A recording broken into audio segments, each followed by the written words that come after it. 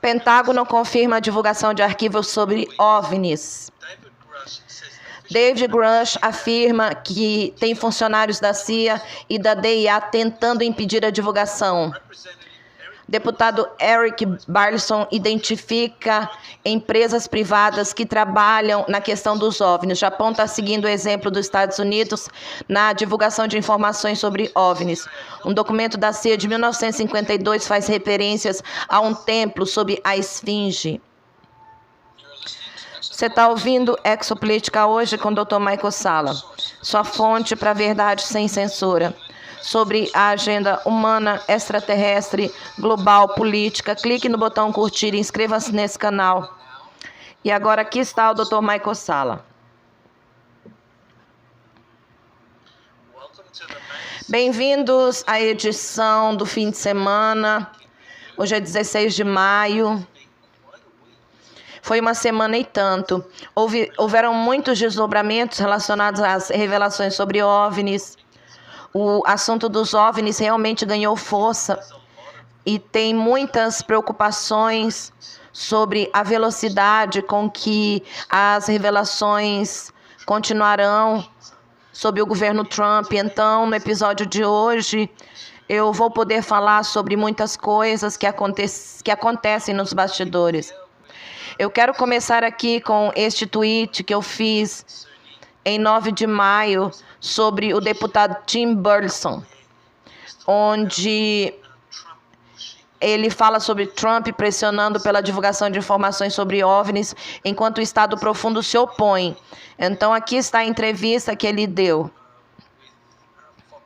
à Fox News, na qual fala sobre o tipo de pressão que Trump está enfrentando com essas revelações sobre OVNIs que estão acontecendo agora. Vamos ver.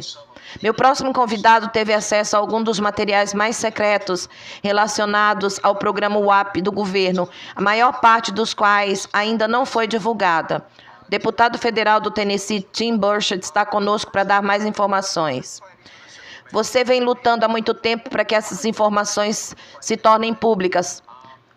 Acho que a questão é muito mais profunda. A informação mais convincente que eu vi veio dos nossos próprios astronautas. Além dos vídeos, você sabe muito mais do que isso, não é? Eu quero agradecer ao presidente Trump por ter cumprido a sua palavra comigo. Tivemos uma longa conversa, eu mencionei isso para ele, ele disse que ia divulgar. Ele cumpriu a palavra. Mas eu quero alertar as pessoas que esses primeiros sinais que estamos vendo não são tudo. Isso é só a ponta do iceberg. Trump está tendo que lutar. Ele está tendo que lutar contra o Estado Profundo. E os próximos documentos serão mais difíceis de obter, mais suspeitos que eles os conseguirá. Ele sabe como usar essas coisas. Até que esse dia chegue, ainda haverá cada vez mais perguntas. Aí está Tim Burchett, o congressista, falando sobre o presidente Trump enfrentando muita resistência do Estado Profundo na divulgação dos arquivos sobre OVNIs. Esse primeiro lote, divulgado há pouco mais de uma semana, é apenas a ponta do iceberg. Muito mais está por vir. Então, voltaremos a esse assunto mais tarde, nessa retrospectiva do fim de semana. A próxima leva de arquivos sobre OVNIs provavelmente incluirá 46 vídeos de denunciantes relacionados a operações de recuperação de destroços, materiais biológicos extraterrestres.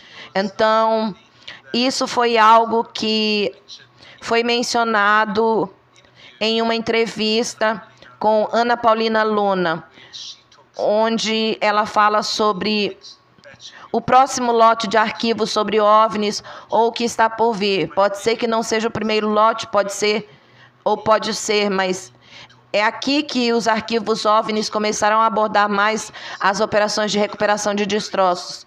Isso vai ser muito emocionante, porque vai realmente acabar com a discussão sobre os OVNIs, se são ou não reais. Porque se você está realmente recuperando OVNIs acidentados, o debate acadêmico sobre se eles são ou não reais se encerra.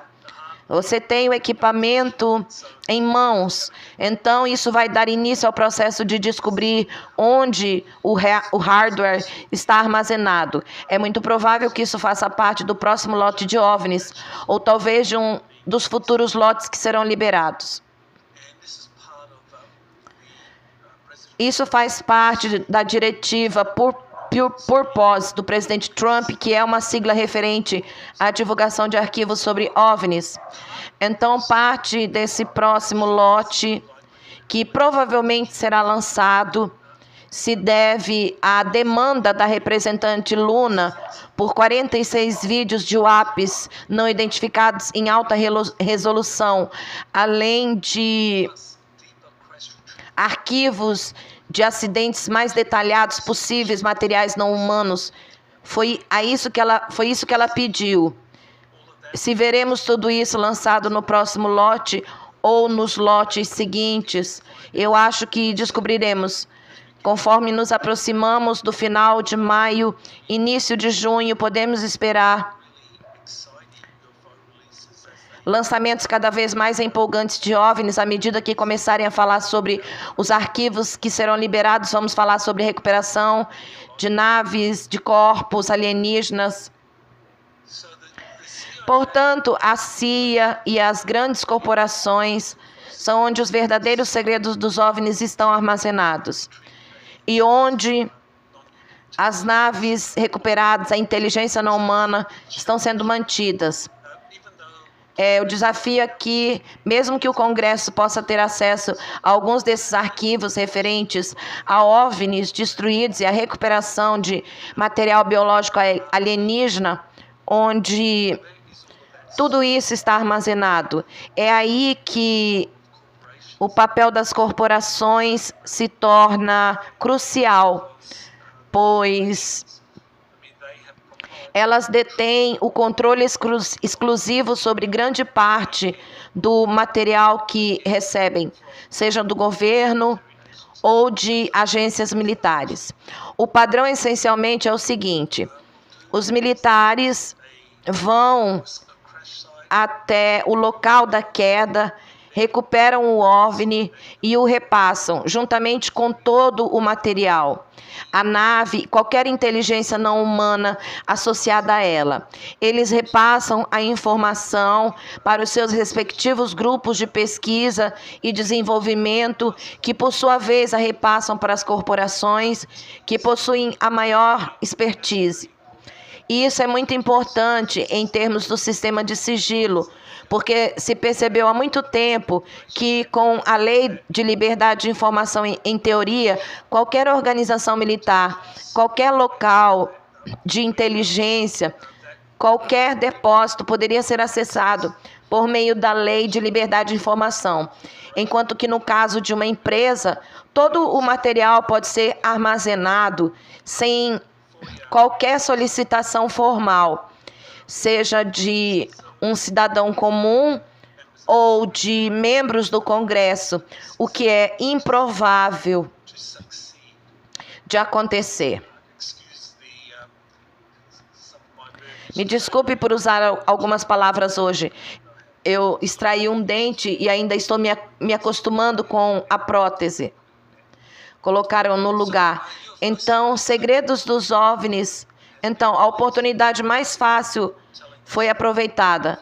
Em futuras divulgações, eles nos contarão mais sobre as empresas associadas ao estudo e engenharia reversa desses OVNIs recuperados. Naves espaciais extraterrestres e membros do Congresso, como Ana Paulina Luna, usarão intimações e outras medidas coercitivas para obter acesso a essas informações. No que diz respeito ao acesso a esses arquivos ultra-secretos sobre OVNIs, vale mencionar que o presidente Eisenhower teve que ameaçar invadir a Área 51 com o primeiro exército dos Estados Unidos para obter acesso aos segredos sobre OVNIs ali escondidos. Isso dá uma ideia de quão difícil pode ser para membros do governo, até mesmo para o próprio presidente, obter acesso a segredos sobre OVNIs. especialmente quando estão guardados em lugares como a Área 51. Se muitos desses segredos forem retirados da Área 51 e colocados em instalações corporativas, será ainda mais difícil. Então é aqui que os membros do Congresso estão pensando em como acessar esses materiais e intimações. A medida coercitivas contra funcionários dessas empresas podem ser uma maneira de fazer isso. Aqui está um comentário de Lewis Alessandro que diz: esperem até o público ver a atividade de WAPs na Estação Espacial Internacional. Então vamos ouvir o que ele tem a dizer, o que ele tinha a dizer nessa entrevista sobre materiais ou OVNIs fotografados pela Estação Espacial Internacional. A NASA é a primeira agência cuja suposta sinceridade sobre OVNIs foi submetida ao escrutínio público. Eles realizam uma investigação há alguns anos, não encontram evidências de WAPs. Agora sabemos que alguém na NASA mentiu. Eles mentiram para o público. Espere até que os vídeos e o áudio das missões sejam divulgados.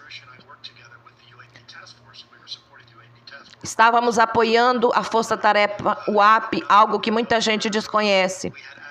Dave e eu tínhamos acesso a conhecimento privilegiado de algumas informações. Esperem até que o povo americano descubra o que a NASA o que tem acontecido na estação espacial. Então, aí está Luiz Alessandro falando sobre o que o ônibus espacial fotografou ou filmou. E isso vai fazer parte dos comunicados que serão divulgados futuramente no site do Pentágono, criado para esse fim. Vale mencionar que a Estação Espacial Internacional e as missões do ônibus espacial da NASA tiveram transmissões ao vivo por muitos anos. E essas transmissões mostraram muitos OVNIs,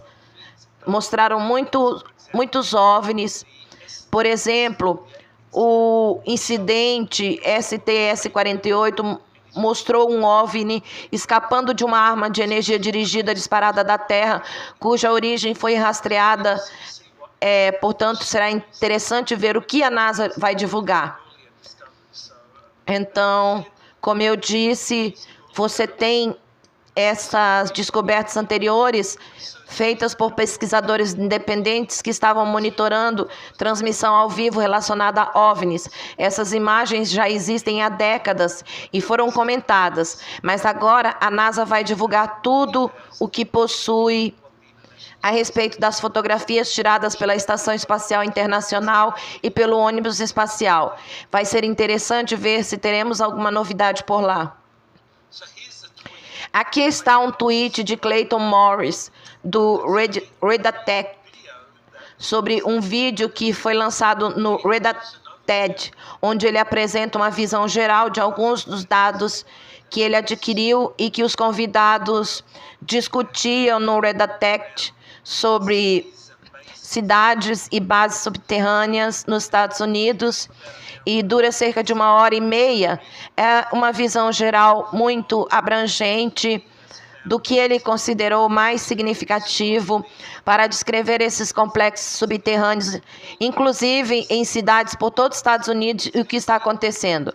À medida que avançamos no processo de divulgação, será muito importante que as pessoas prestem mais atenção ao que está no subsolo, tanto em termos de cidades e bases criadas pelo homem, instalações militares construídas no subsolo, quanto de civilizações antigas escondidas em locais subterrâneos profundos, como extraterrestres lá embaixo. Então, aqui está David Grush falando sobre o presidente Trump ter sido bloqueado pela CIA e pela Agência de Inteligência de Defesa em relação aos arquivos sobre OVNIs na interface da UE. Essa é uma entrevista que ele acabou de dar a Fox News. Vamos ouvir o que David Grush tem a dizer sobre o presidente Trump. O que você está dizendo é que estamos prestes a obter muito mais detalhes sobre seres alienígenas reais, independente de como você os descreve.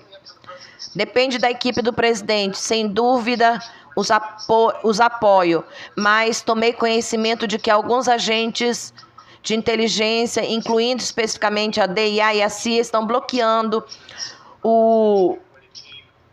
a divulgação, o acesso e o controle de alguns desses registros.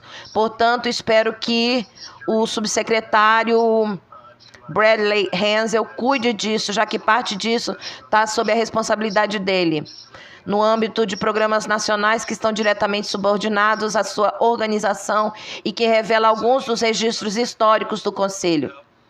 Aí está David Grush falando sobre Donald Trump tendo problemas para liberar os arquivos por causa da resistência da CIA e da Agência de Inteligência de Defesa. Aqui está um comentário que eu fiz sobre os portais estelares ocultos do Irã.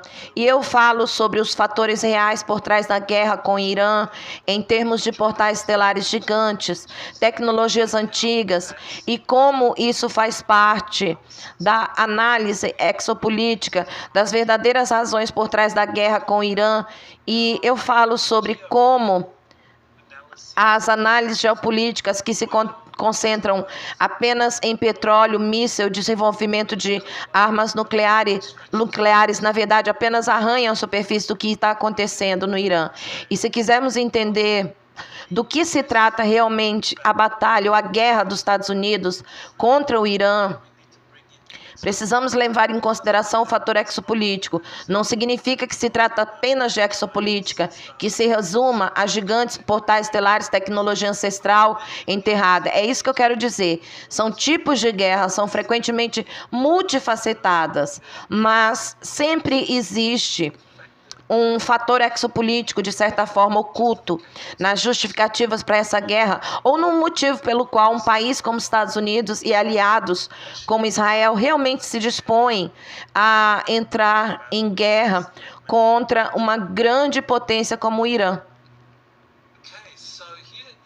Aqui está um vídeo que foi divulgado no site do Departamento de Guerra, no primeiro lote de arquivos sobre OVNIs que foi liberado.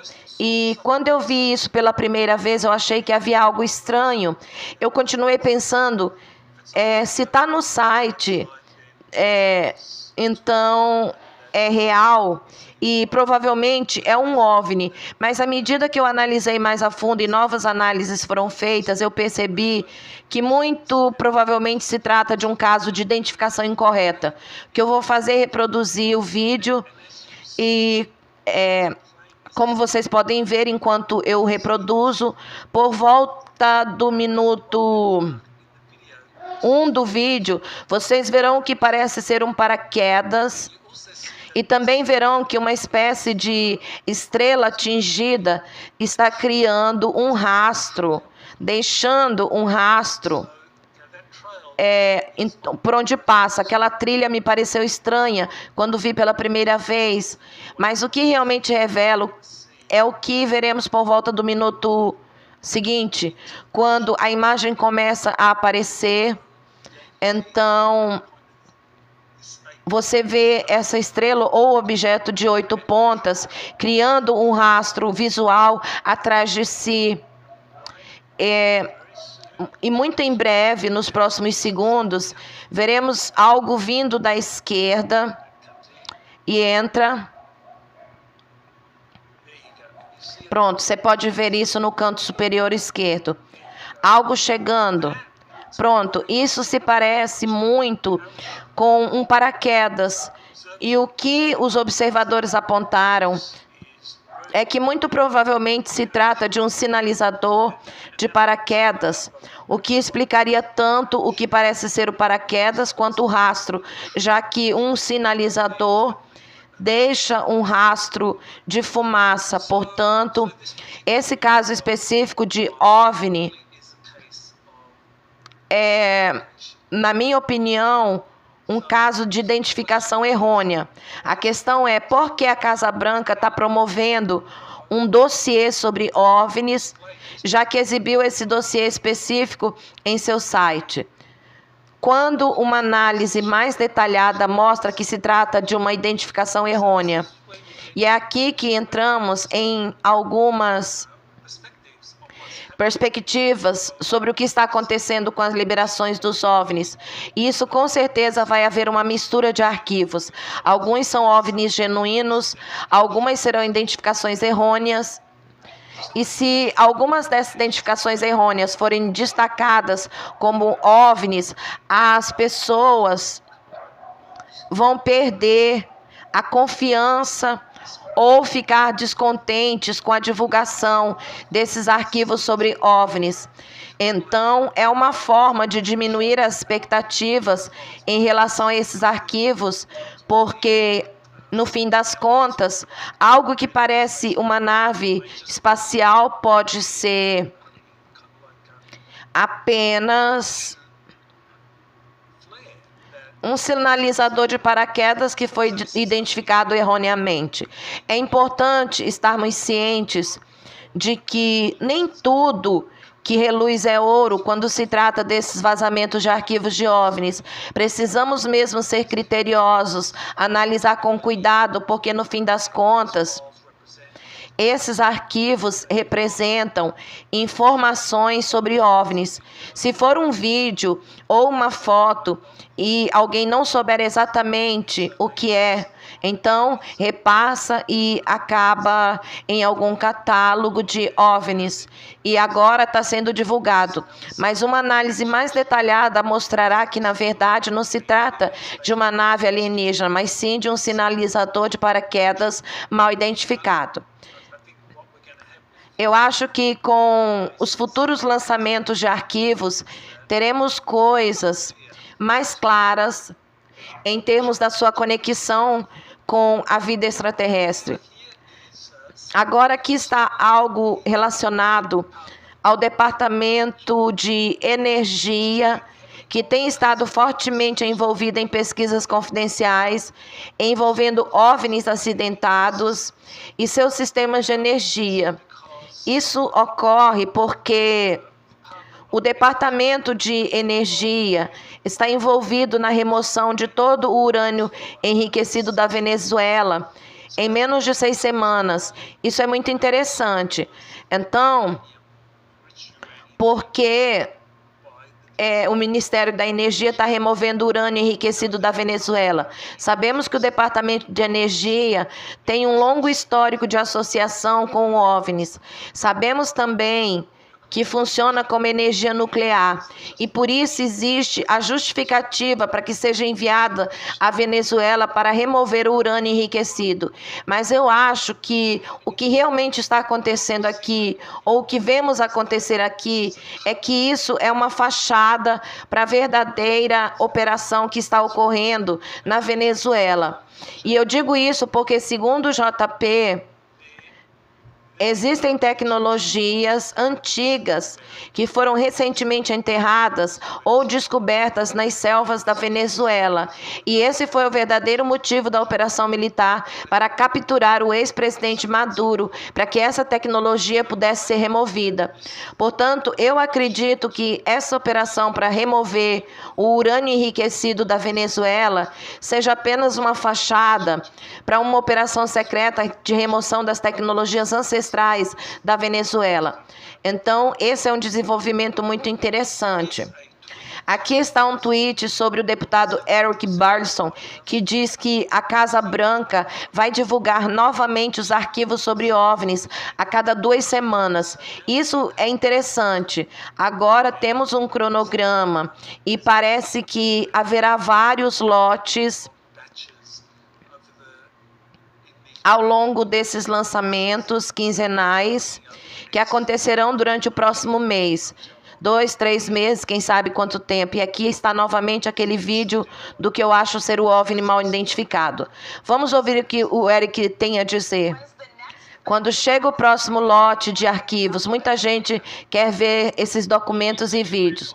O Poder Executivo vai agir no ritmo que lhe foi dado. Pelo que me disseram, planejam lançar uma novidade a cada 2 semanas. Eu espero que eles consigam manter esse ritmo. Então é isso. Burleson disse que eles estavam seguindo um cronograma de 2 dias, mas novamente, aquele mesmo vídeo do que eu acho ser um sinalizador de paraquedas foi destacado. E o que isso faz é, no fim das contas, diminuir o entusiasmo. Por um lado, temos a divulgação de arquivos sobre OVNIs, mas se alguns desses arquivos se revelarem como naves ou sinalizadores mal identificados, isso certamente diminuirá o entusiasmo. De certa forma, é como dar um passo para frente e outro para trás. Você libera os arquivos, mas aí alguns deles são identificados incorretamente. Quando as pessoas percebem isso, acabam perdendo a esperança em todo o processo. Será que foi intencional? Será que isso é uma forma de facilitar a assimilação de todas essas informações pelas pessoas? Eu acho que à medida que esses arquivos sobre OVNIs forem divulgados, juntamente com material altamente confidencial sobre OVNIs acidentados e recuperação de corpos alienígenas, isso vai perturbar as pessoas. Mas se as pessoas perceberem que alguns arquivos são falsos, ou será mais fácil para eles dizerem: eu não acredito nisso. Psicologicamente, isso dá às pessoas mais tempo para se adaptarem, porque eu acho que o que provavelmente preocupa muito as pessoas que estão conduzindo o processo de divulgação, liberando arquivos a cada 2 semanas, é como liberar todos esses arquivos sem causar um colapso social, como relatado no relatório da Brookings de 1960, onde a descoberta de vida extraterrestre foi alertada de que isso poderia levar a um colapso social. Se você fizer isso de uma forma que as pessoas consigam assimilar o material sem se sentirem sobrecarregadas, é uma boa maneira de fazer a divulgação. Isso pode ajudar a explicar por que estamos tendo o que parece ser um caso óbvio de falsificação de OVNIs sendo amplamente divulgado nessas reportagens sobre os arquivos de OVNIs que estão por vir. Então, aqui está novamente o deputado Eric Burleson, que tem se mostrado muito ativo ao falar sobre os arquivos de OVNIs que estão sendo divulgados, o que não é surpresa, já que ele nomeou David Grush como seu principal assessor para assuntos relacionados a OVNIs. Então, o que ele tuitou foi o primeiro lote de arquivos OVNI, e eu prefiro usar arquivos OVNI porque acho que o termo fenômeno aéreo não identificado é uma distração para afastar as pessoas da história por trás disso. Isso remonta à década de 50, mas as pessoas falam sobre o ápice desde 2017. Então, é uma maneira conveniente de ignorar tudo o que aconteceu antes de 2017, que foi quando surgiram aqueles reportagens do New York Times falando sobre a força-tarefa UAP-UIP, e que tudo o que aconteceu antes era teoria da conspiração envolvendo pesquisadores marginais e que não valia a pena perder tempo com esse absurdo. Nós só queremos analisar o que aconteceu depois de 2017 e ver quem são as pessoas com credibilidade que estão falando sobre esse assunto. Eu acho que o termo IP está sendo usado como parte dessa nova narrativa que está sendo propagada de que o que importa é o comunicado oficial, e esses denunciantes mais credenciados que se apresentaram esquecem tudo que remonta à década de 50, quando se falava sobre OVNIs. Aqui é Eric Burleson falando sobre alguns dos aspectos mais pertinentes do que está sendo lançado. Vamos reproduzir o vídeo. Por que esses arquivos estão sendo liberados aos poucos? Muitas agências diferentes, cada uma delas possui diferente nível de segurança, diferentes níveis de autorização. O Departamento de Energia tem uma estrutura de autorização diferente. Os primeiros vídeos divulgados são fáceis, vídeos de departamento de guerra. Tinha prontamente disponíveis, eram facilmente pesquisáveis por termos como WAP, OVNI. Esses arquivos de vídeos, documentos foram divulgados. Será necessário um exame de uma investigação mais profunda. Esse governo, o setor privado, temos o que chamamos de Centro de Pesquisa e Desenvolvimento. Eles coordenam esse esforço governamental com a indústria privada. Muitos estão realizando esse trabalho secreto. Eu enviei cartas para conseguir que eles divulgassem alguns desses documentos e vídeos também. Uma das organizações que ele mencionou foi a Rand Corporation, e isso me chamou a atenção, porque a Rand Corporation era um centro de estudos interno da Douglas Aircraft Company, que funcionou de 1945 a 48. Na época era chamada de Projeto RAND, que significa Pesquisa e Desenvolvimento. E assim, essa organização que eventualmente ficou conhecida como RAND, a Rand Corporation,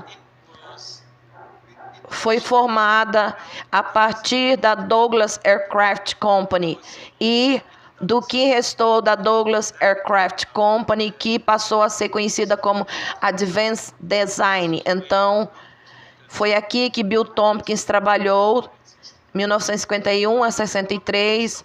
Eu entrevistei Tompkins muitas vezes,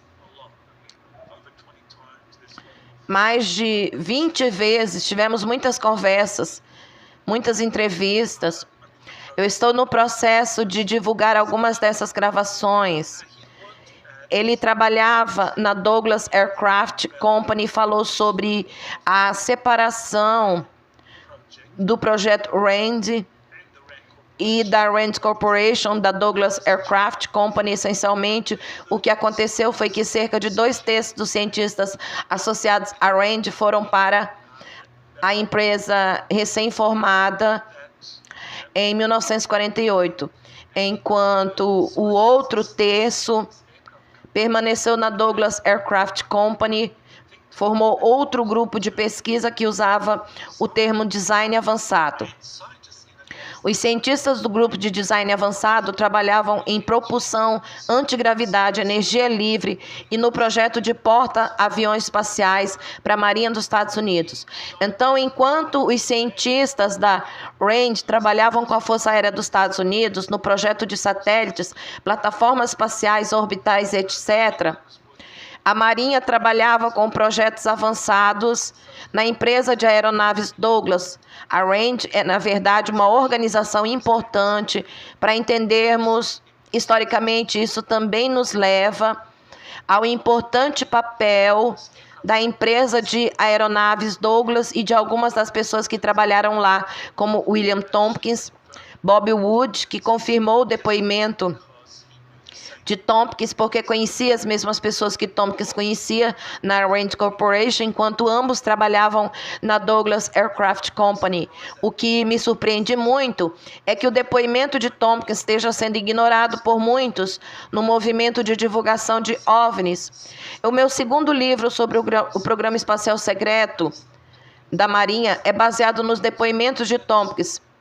Então, Tompkins é muito importante para entender a história da Rand Corporation, que é uma dessas organizações, juntamente com outras como o MIT Corporation, Lincoln Labs, que tem um papel muito importante no estudo OVNIs acidentados, engenharia reversa, tecnologias alienígenas, compreensão da biologia alienígena e assim por diante. Aqui está o documento que acaba de ser lançado com Jeremy Corbell. E eu assisti porque me disseram, assim como a muitos outros, que continha 8 novos vídeos militares de OVNIs. Então eu pensei, deixe-me ouvir o que Corbell tem a dizer sobre esses vídeos de OVNIs que os militares gravaram. E esses 8 vídeos fazem parte do que o Congresso dos Estados Unidos está solicitando ao Pentágono e provavelmente será divulgado oficialmente na próxima leva de documentos. O link que eu coloquei nesse tweet mostra esses arquivos de OVNIs, esses vídeos de OVNIs que o Jeremy Corbell mencionou ou incluiu em seu documentário. Eu vou tocar isso para você. Eu espero que você consiga ver. Esses são OVNIs que fazem parte do novo documentário de Jeremy Corbell. Muito interessante. É muito provável que esses documentos sejam incluídos no próximo lote de arquivos sobre OVNIs que será divulgado pelo Congresso dos Estados Unidos. Veja, aqui você vê um objeto interessante em formato triangular. O que é isso? 4 tipos de objetos com formato elíptico ou de charuto. Aqui está um artesanato que parece ter formato triangular. Outra coisa que está simplesmente em movimento. Aqui está o que você encontra no documentário em vídeo de Corbell. Esses 8 vídeos são exibidos muito brevemente.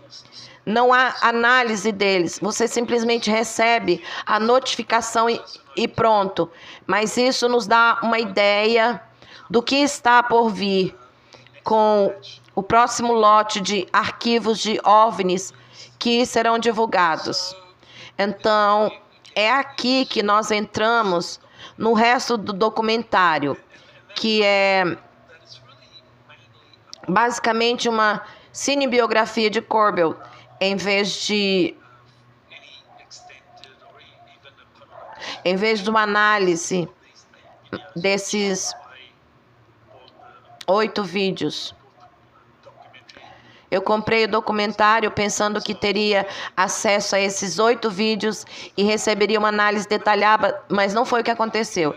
Em vez disso, o que você encontra no vídeo, se for assisti-lo, é uma cinebiografia de Corbell mostrando o início da sua pesquisa sobre OVNIs, com o encontro com John Lear e a amizade com Bob Lazar, e o encontro com George Knapp, que se tornou o seu mentor, e finalmente o encontro de Corbell com David Grush e outros denunciantes mais recentes.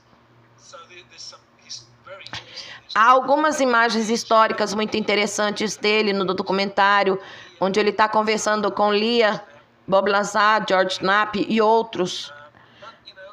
Mas, infelizmente, como eu disse, foi mais uma cinebiografia que se tornou excessivamente dramática ao destacar as ameaças contra Corbell e alguns outros por divulgarem arquivos sobre OVNIs. Mas o que foi muito interessante para mim, nesse aspecto histórico, foi que Corbell basicamente disse que 90% das informações de John Lear sobre OVNIs eram basicamente lixo. E então ele queria estar em terreno firme. Então ele começou com Bob Lazar, que disseram que John Lear estava simplesmente à margem da sociedade e coisas do tipo. Na minha opinião, eu me encontrei com John Lear. Eu li muitas das suas revelações e ele definitivamente estava bem informado sobre a questão dos OVNIs e realmente entendia muito do que estava acontecendo lá fora. E eu não concordo com tudo que ele disse, mas eu acho que ele entendeu muito mais da verdade do que Corbell lhe deu crédito. Então, se você for assistir a esse vídeo, eu recomendo que o faça, porque você se interessa por assuntos históricos. Quando se trata das 8 novos vídeos que serão lançados, você acabou de ver uma compilação, isso é praticamente tudo que você vê no documentário. Esses 8 vídeos foram reproduzidos no laptop de Corbell, você nem consegue ver o close, como se estivéssemos acabando de chegar. Japão está agora seguindo o exemplo dos Estados Unidos na divulgação de informações sobre OVNIs. Assim, o governo japonês admite possuir dados sobre OVNIs, incluindo gravações em vídeo, e afirma que a divulgação pública começará dentro dos limites das restrições de segurança nacional. Muitos países estão observando o que está acontecendo nos Estados Unidos nesse momento, sob o governo Trump, e as pessoas em outros países estão vendo que o governo Trump está divulgando esses arquivos sobre OVNIs. E é como se perguntassem, se você está no governo da Austrália, Canadá, Grã-Bretanha, França, Alemanha, o que você vai fazer? Vai simplesmente manter esses arquivos engavetados e não vai divulgar, mesmo que os Estados Unidos estejam fazendo isso? E se você não liberar os arquivos, então você será criticado no futuro porque não fez o suficiente para preparar a sua população para isso. Portanto, o governo japonês, ou melhor, os parlamentares japoneses estão começando a pressionar por essas divulgações no Japão. E eu acho que isso será realmente notável, porque os japoneses têm uma longa história relacionada a OVNIs. E eu acho que isso vai ser muito importante. Eu espero que isso aconteça também em países como a Austrália. É o meu país natal. Porque existem muitos arquivos sobre OVNIs relacionados o incidente de OVNI de 1966, seria muito interessante ter acesso a esses arquivos. Aqui está um tweet sobre Jake Barber, um ex-piloto de helicóptero da Força Aérea dos Estados Unidos, que veio a público falar sobre o seu papel em operações de recuperação de destroços de OVNIs. E havia algumas filmagens relacionadas às suas experiências na recuperação de OVNI em formato de ovo. Isso é algo que ele mencionou quando se assumiu gay há cerca de 1 ano. Curiosamente, ele está muito envolvido no desenvolvimento de poderes psíquicos e na invocação de OVNIs. E ele afirma ter uma taxa de sucesso de 100%, o que é muito interessante. Vamos ouvir o que ele tem a dizer.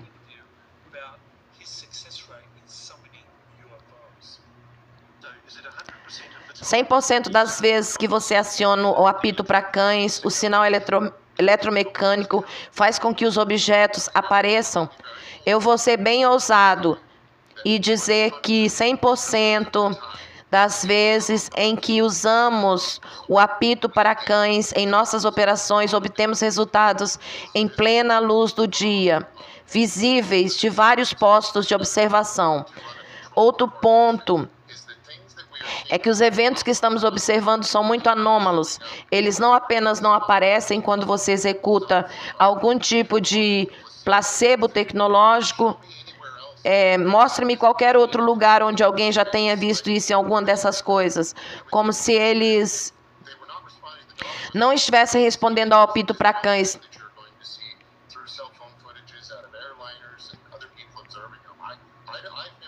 Eu nunca vi isso fora de... Digamos que isso não existe em domínio público. O único que faz isso é o tic-tac. Todos nós sabemos o quão empolgantes e respeitáveis são as contas da tic-tac.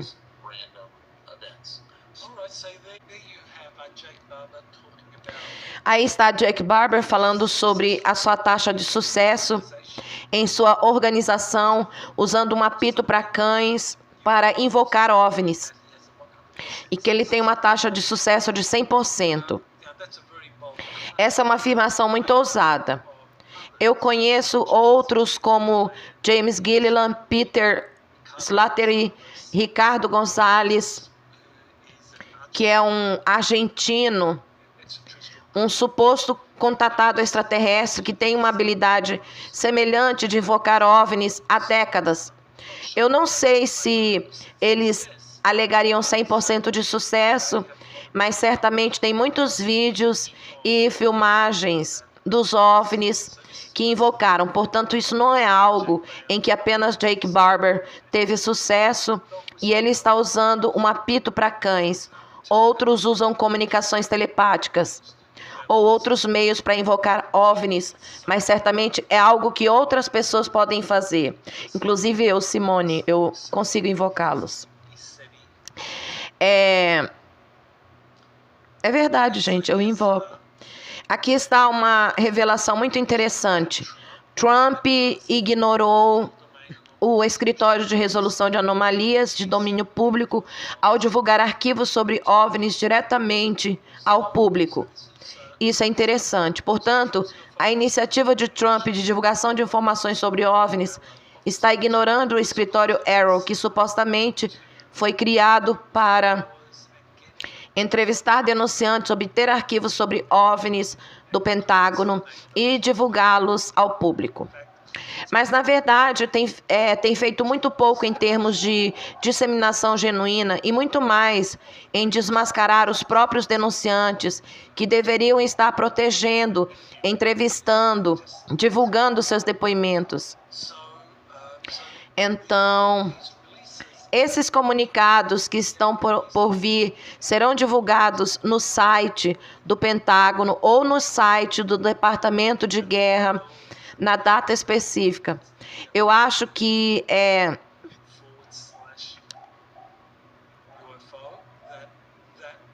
esse será o local onde esses arquivos serão divulgados. Eles não vão liberar o arquivo para Arrow, que também tem o seu próprio site. Portanto, o escritório Arrow está sendo completamente ignorado.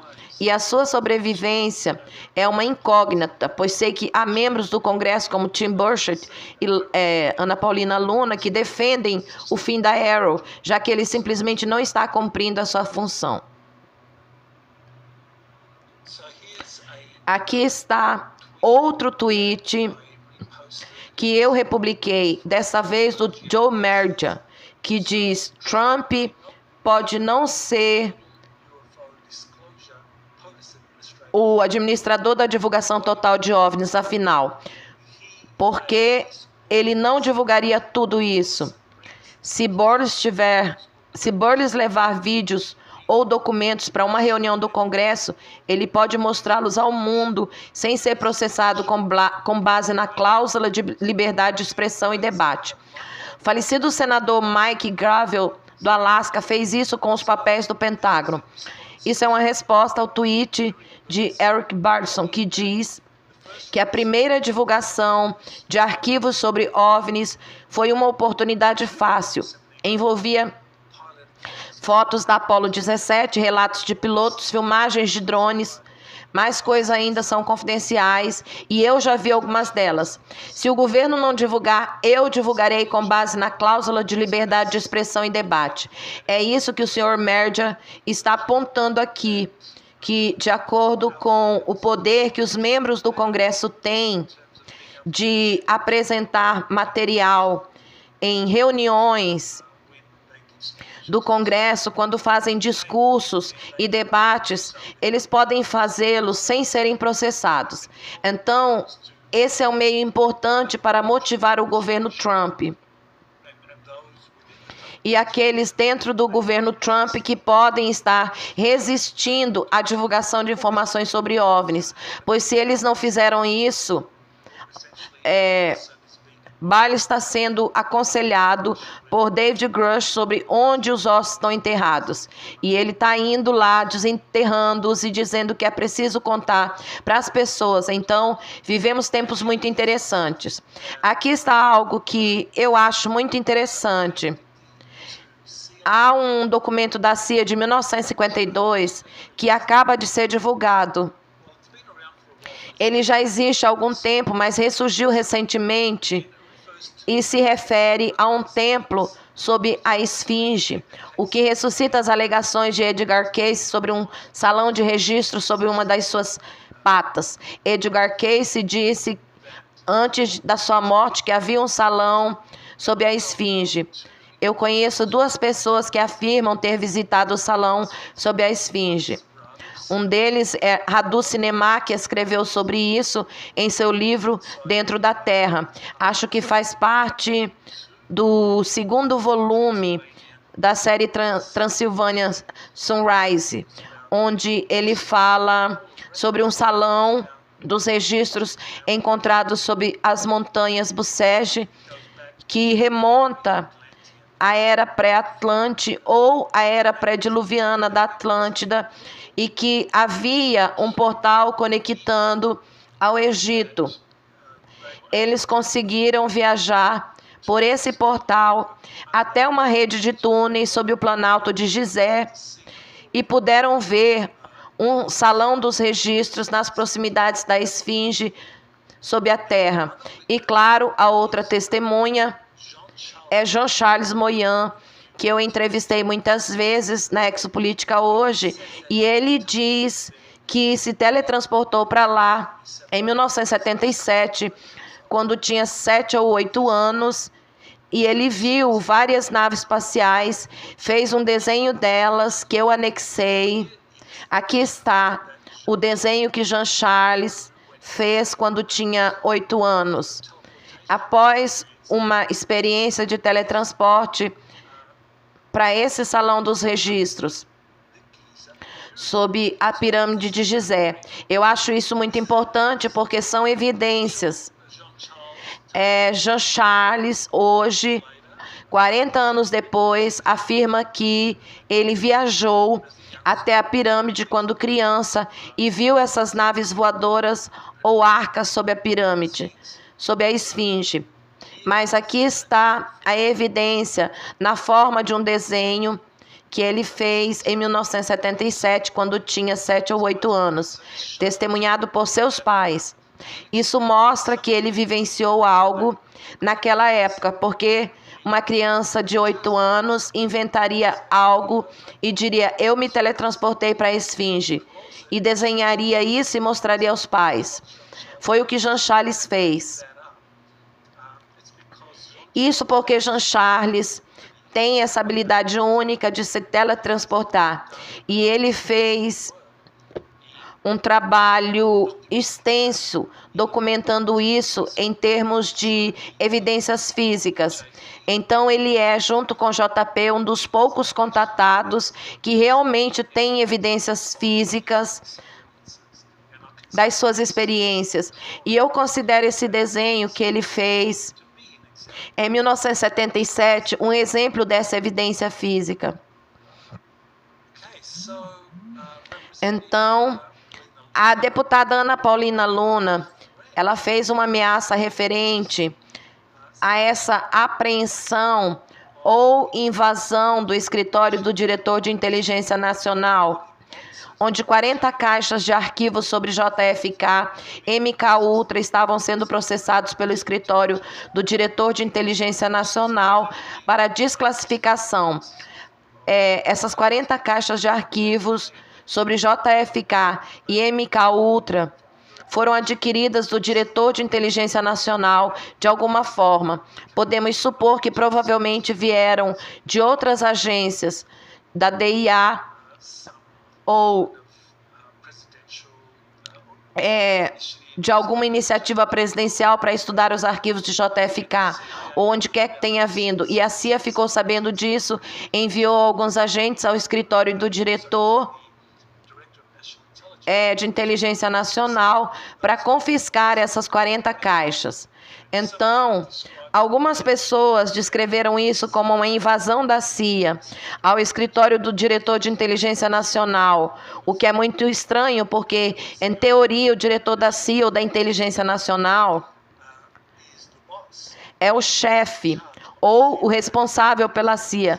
É interessante que a CIA tenha feito uma busca no escritório do diretor de inteligência nacional.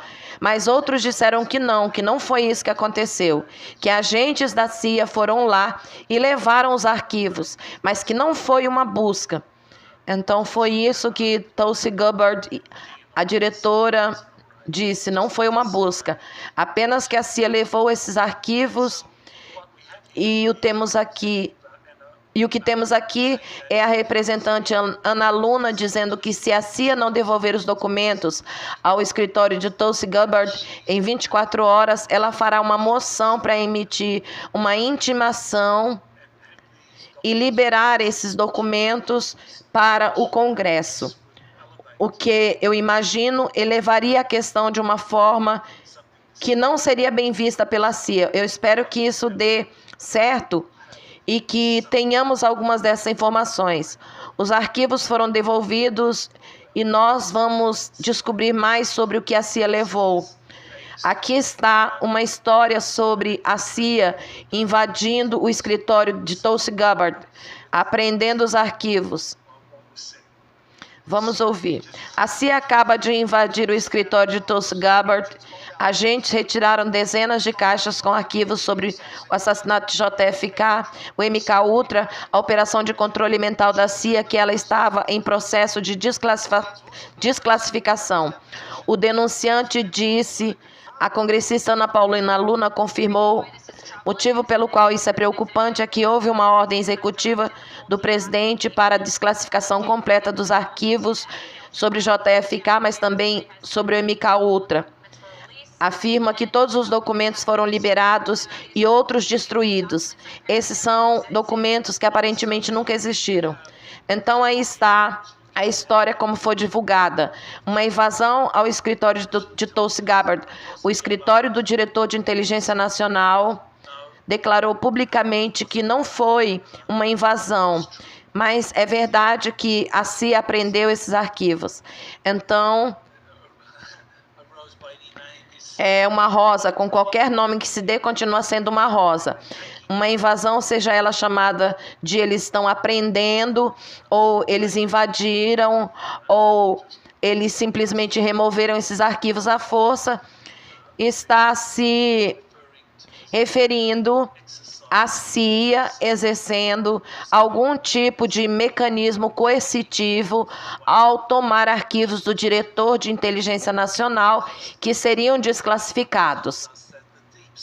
Isso indica que o Estado Profundo não aprova o que funcionários nomeados por Trump, como Tulsi Gabbard, estão fazendo em relação à desclassificação de documentos antigos referentes ao MK Ultra e ao assassinato de JFK. Então, agora sabemos por que 2 dos 3 denunciantes desistiram do caso. A audiência do MK Ultra, que estava marcada para essa semana,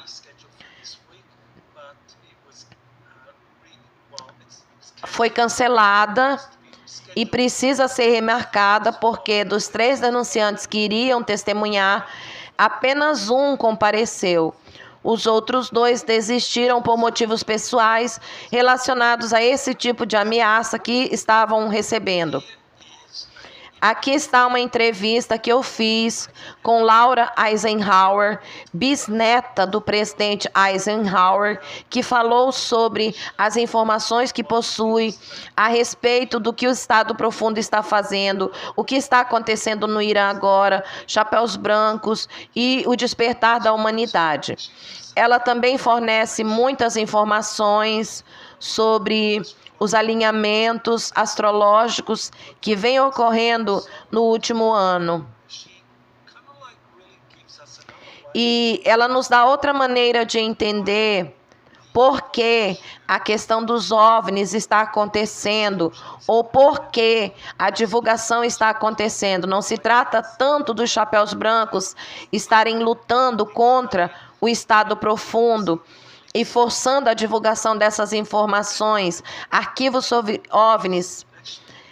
Na verdade, a razão para tudo isso é que a humanidade está despertando, percebendo que estamos sendo ativados por esses alinhamentos astrológicos relacionados ao planeta, ao Sol, ao centro da galáxia, e que esses alinhamentos astrológicos estão ativando o nosso DNA, à medida que nos ativamos, à medida que nos conectamos com pessoas, com essa genética extraordinária.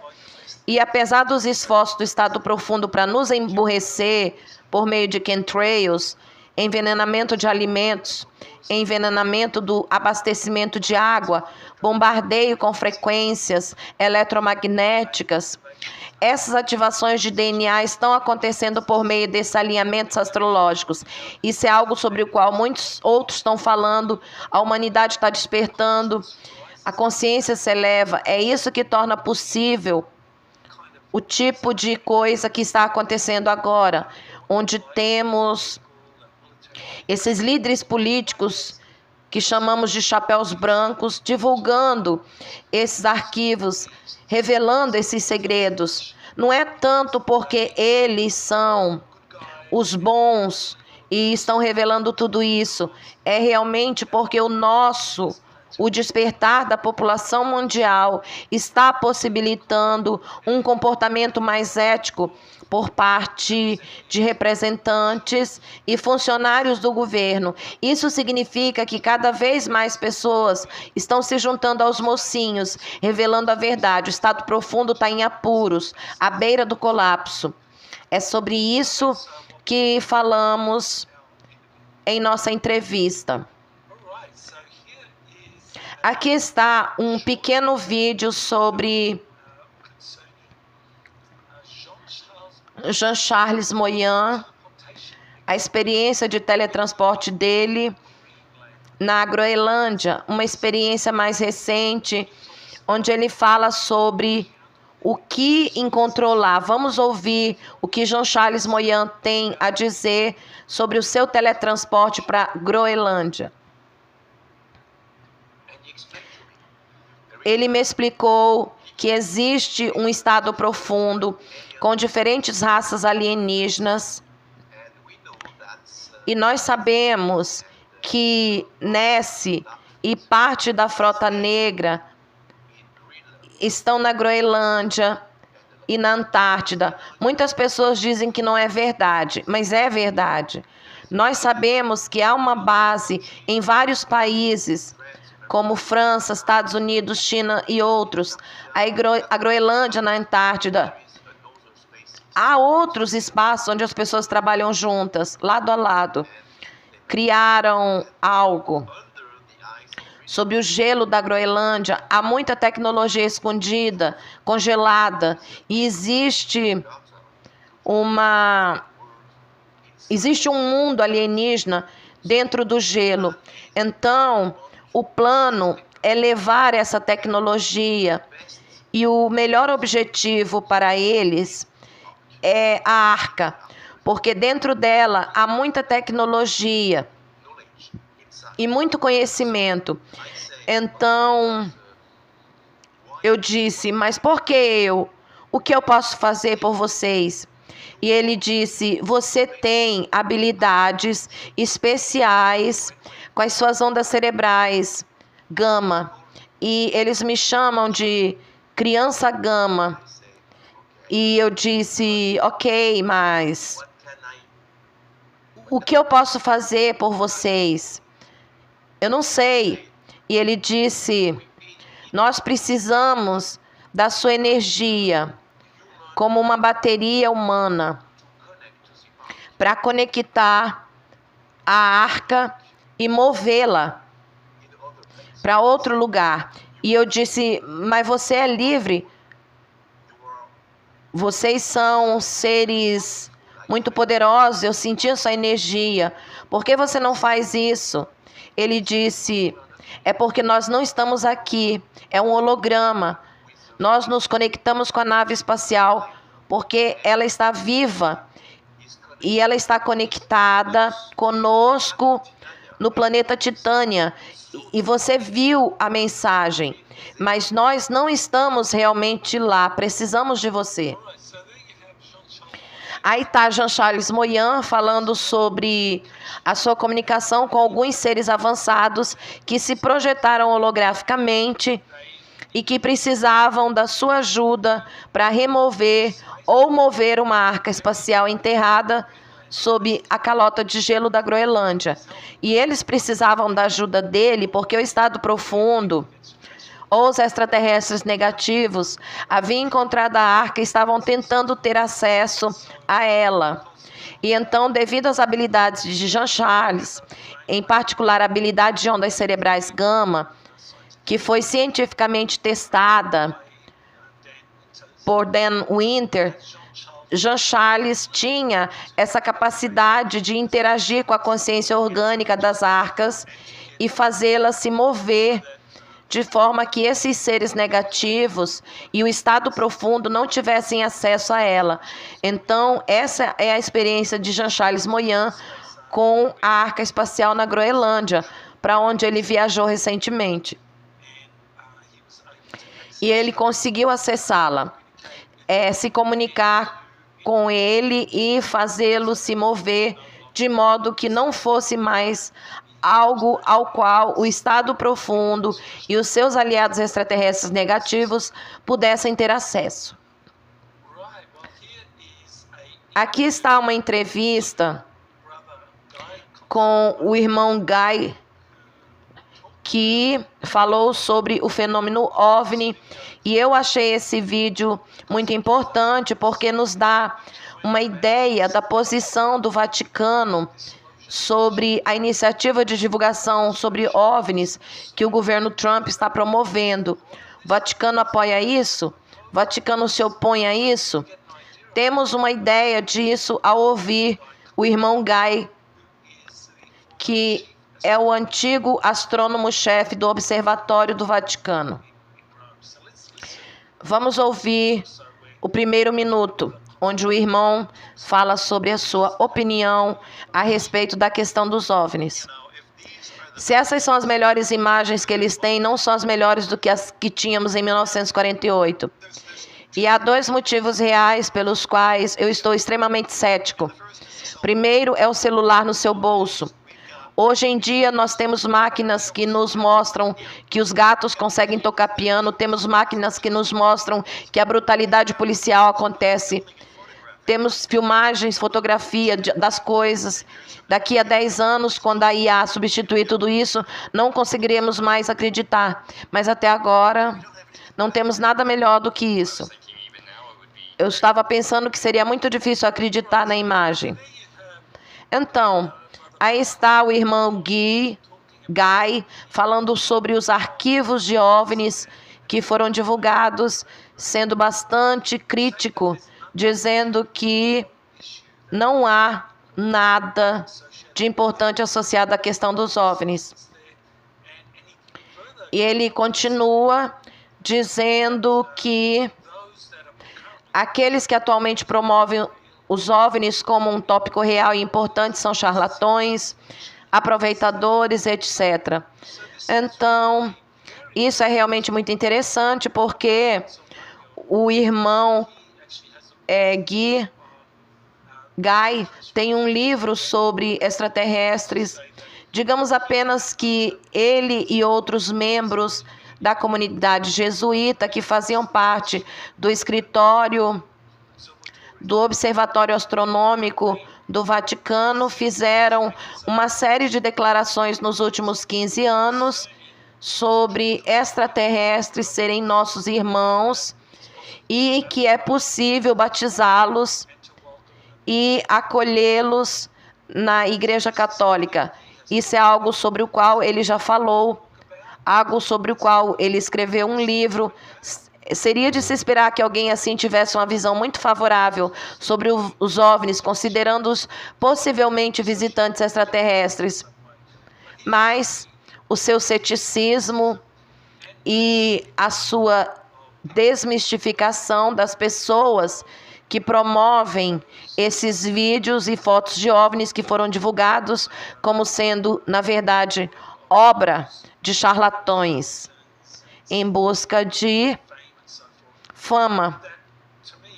Para mim, ele está fazendo o jogo do estado profundo. Assim, o irmão está fazendo o jogo do estado profundo do Vaticano ao minimizar a importância do fenômeno OVNI. Isso nos mostra que a pressão do presidente Trump pela divulgação em contraoposição do estado profundo. Isso é algo que sabemos que pessoas como David Grush, Eric Barlison vem fazendo oposição do estado profundo às revelações de Trump.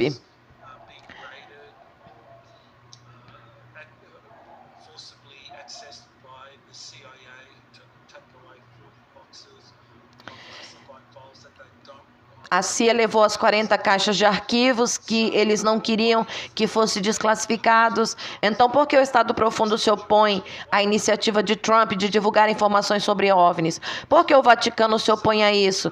Eu acho que isso elimina algumas cartas importantes que eles planejaram usar no futuro para enganar a humanidade, como uma falsa invasão alienígena ou o cenário do Salvador alienígena. E eu acho que esse último cenário é algo que era o que o Vaticano estava por trás, ou queria que acontecesse, porque o Vaticano seria o principal beneficiário. Se você tiver um salvador alienígena que aparece e é considerado o retorno de Cristo, o retorno de Jesus, e estabelece uma nova religião mundial, onde o catolicismo se reinventa e se torna uma espécie de religião, não apenas pertinente à Terra, mas também à galáxia. Então, você pode ter missionários católicos embarcando em naves da SpaceX e indo para outros planetas, em outros sistemas solares. E você sabe, não as naves da SpaceX possam fazer isso agora, mas no futuro, sistema de propulsão antigravidade e outras tecnologias, eles poderão viajar. Acho que é por isso que o Vaticano é contra. Havia um cenário falso de alienígenas e salvadores que foi planejado. Isso ainda não está pronto, mas Trump se antecipou a tudo isso com a sua iniciativa de divulgação sobre OVNIs. Acho que isso ajudaria a explicar por que o astrônomo-chefe do Vaticano, Guy, está minimizando a importância dessa divulgação de arquivos sobre OVNIs que acabamos de ver.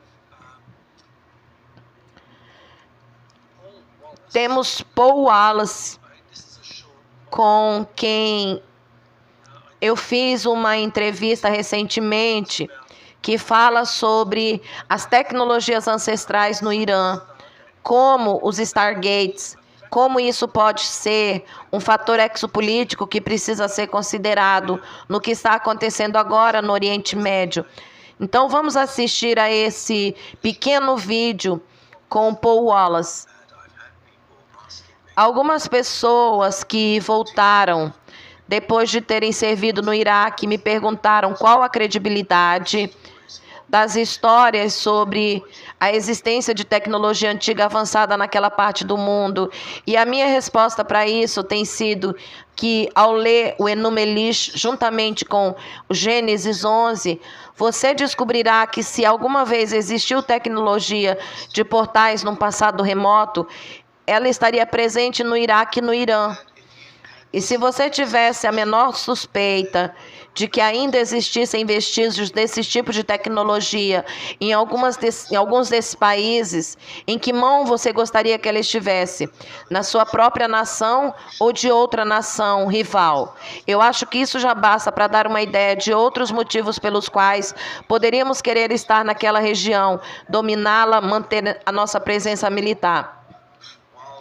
Eu acho que enquanto tentamos melhorar a situação econômica da indústria petrolífera, estamos buscando outras soluções ao mesmo tempo. Eu acho que a tecnologia de portais faz parte disso, mas mencionei também essas armas avançadas que os textos antigos mencionam. Não seria útil desenterrar alguns desses também? E a destruição, não apenas de sítios arqueológicos, mas também o soterramento de outros, como a destruição de locais que contam histórias de um passado remoto, faz parte da história do Oriente Médio há mais de 25 anos.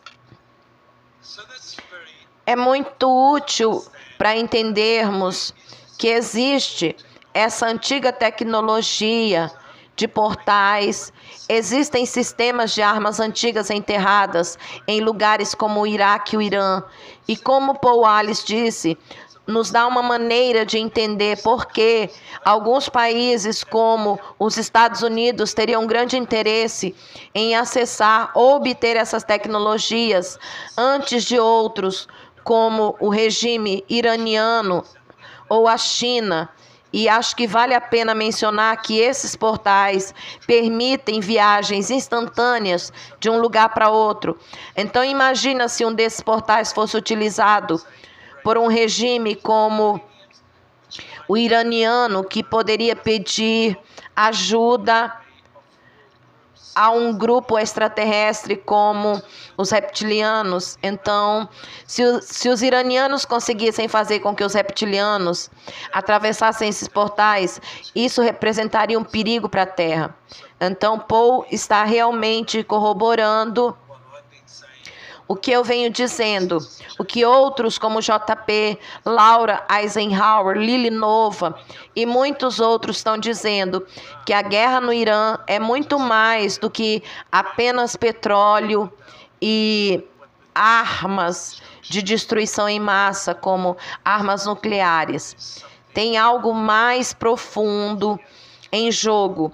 Então, no que diz respeito aos curtas, eu quero agradecer a Jess Maron, a Abigail, por terem feito esses curtas que estão recebendo bastante atenção no Instagram, no TikTok e no YouTube. Então, estávamos lançando uns 4 ou 5 por semana. Se você ainda não se inscreveu no meu canal do Instagram ou no meu canal do YouTube, é lá que você pode assistir a esses vídeos curtos. Ocasionalmente também os publicarei na minha conta do YouTube. Isso me leva ao meu próximo webinário, que será no dia 30 de maio. Nesse webinário eu vou falar sobre as divulgações futuras, o Pentágono, Trump, segredos alienígenas, é algo sobre o qual eu vou falar.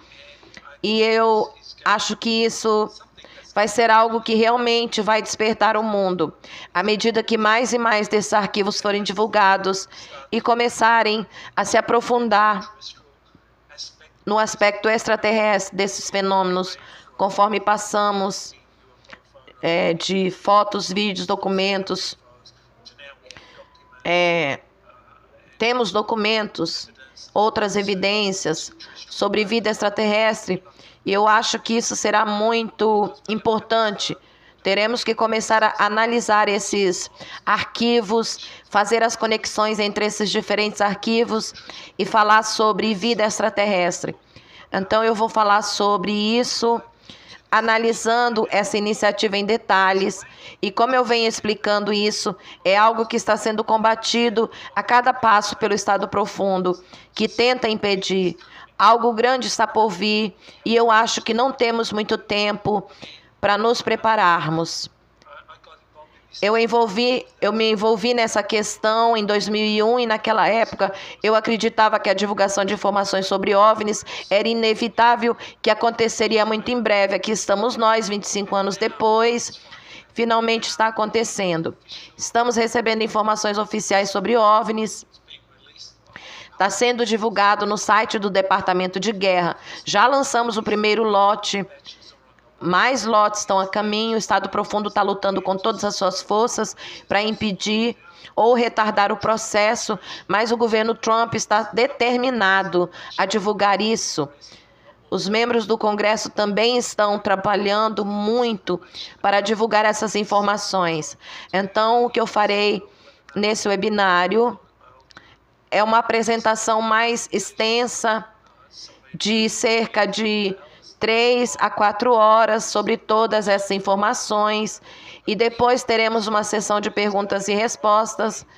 Será uma ótima maneira de preparar para o que está por vir. Vai ser uma experiência que mudará a sua vida e o mundo nunca mais será o mesmo. Será dia 30 de maio deste ano.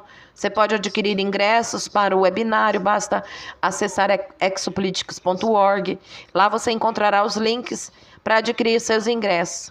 Ou você pode se tornar um membro do Patreon, se você se inscrever como um patrono galáctico, que custa $38 por mês. Você não só terá acesso a esse webinário, como também a outros que eu realizei esse ano e no ano passado. Você também terá acesso antecipado a todos os meus vídeos, um dia antes de serem publicados. E tudo isso sem anúncios. É um ótimo negócio. Você também pode participar de um bate-papo online no Patreon, onde pode compartilhar as suas perguntas, com futuros convidados e eu as analisarei e as encaminharei aos meus futuros convidados. Tudo isso por $38 por mês. Você pode simplesmente acessar o meu site e pagar por esse webinário uma única vez. Então, eu agradeço a todos vocês que se inscreveram.